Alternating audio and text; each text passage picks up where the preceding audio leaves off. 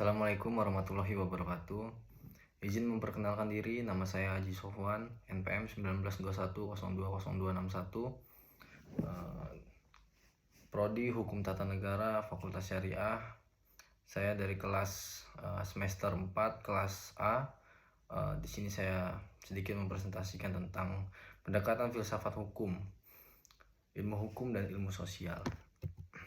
Ilmu hukum, beberapa pendapat mengatakan bahwa karena filsafat hukum merupakan bagian khusus dari filsafat pada umumnya, maka berarti filsafat hukum hanya mempelajari hukum secara khusus, sehingga hal-hal non-hukum menjadi tidak relevan dalam pengkajian filsafat hukum.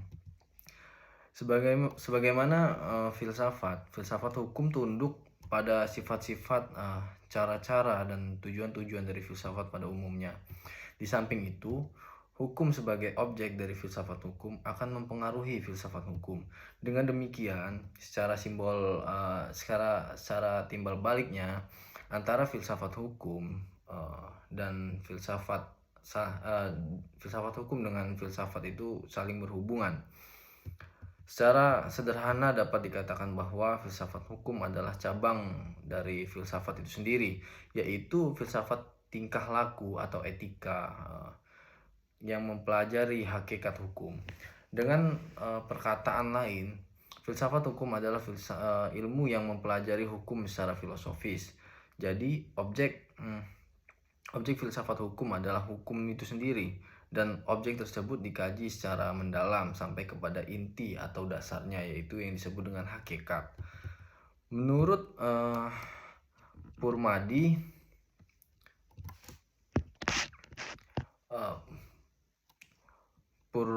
Purnadi Purbakaraka dan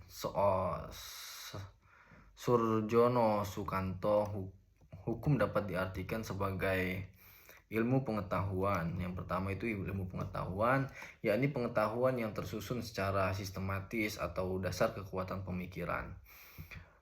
Disiplin, yang kedua yaitu disiplin, suatu sistem ajaran tentang kenyataan atau gejala-gejala yang dihadapi.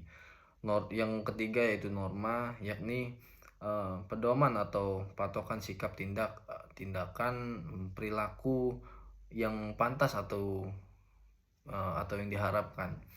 Yang keempat itu tata hukum, yakni struktur atau proses perangkat norma-norma hukum yang berlaku pada suatu waktu dan tempat tertentu serta berbentuk tertulis.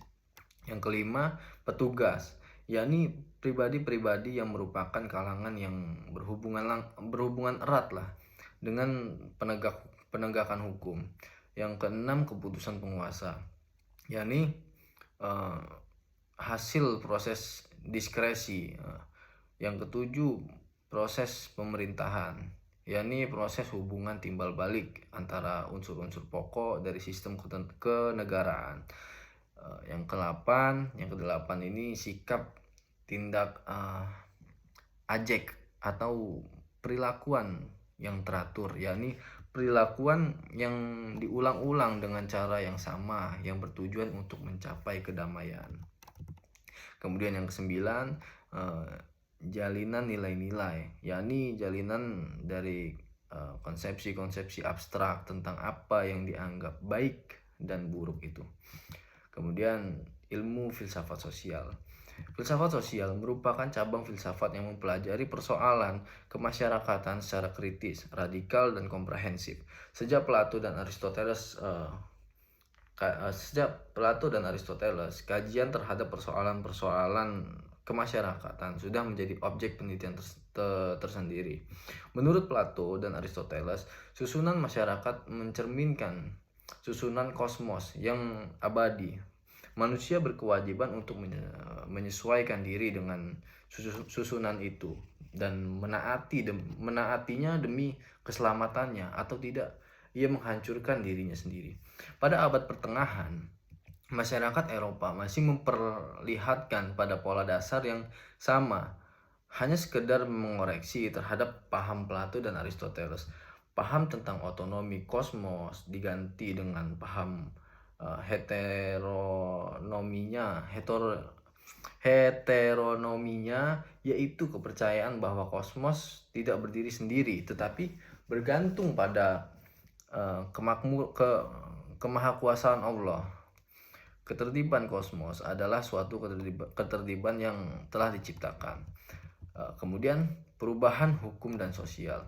Proses terjadinya perubahan-perubahan pada masyarakat di dunia pada dewasa ini merupakan suatu gejala yang normal yang mempengaruhi menjalar dengan cepat ke bagian-bagian lain dari dunia. Antara lain berkat adanya komunikasi modern dengan taraf teknologi yang berkembang dengan pesatnya.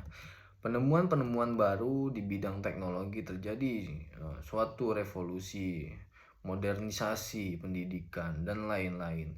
Kejadian yang di suatu tempat atau dengan cepat dan dapat diketahui oleh masyarakat lain yang bertempat tinggal jauh dari pusat terjadinya peristiwa tersebut. Perubahan-perubahan dalam masyarakat dapat mengenai nilai-nilai, kaidah-kaidah, pola-pola, perilaku, organisasi, struktur, lembaga-lembaga sosial, stratifikasi sosial, kekuasaan, interaksi sosial, dan lain sebagainya. Faktor yang mempengaruhi terjadinya perubahan sosial pada umumnya dapat dikatakan bahwa sebab-sebab terjadinya perubahan-perubahan sosial dapat bersumber pada masyarakat itu sendiri, dan ada yang letaknya di luar masyarakat tersebut, yaitu yang datangnya sebagai pengaruh dari masyarakat lain atau dari alam sekelilingnya. Sebab-sebab yang bersumber dari masyarakat itu sendiri adalah antara lain bertambahnya atau berkurangnya penduduk, berkurangnya penduduk, kemudian penemuan baru, pertentangan dan terjadinya revolusi. Suatu perubahan sosial dapat bersumber pada sebab-sebab yang berasal dari luar masyarakat tersebut. Misalnya, sebab-sebab yang berasal dari lingkungan alam, peperangan, pengaruh kebudayaan masyarakat lain, dan lain sebagainya.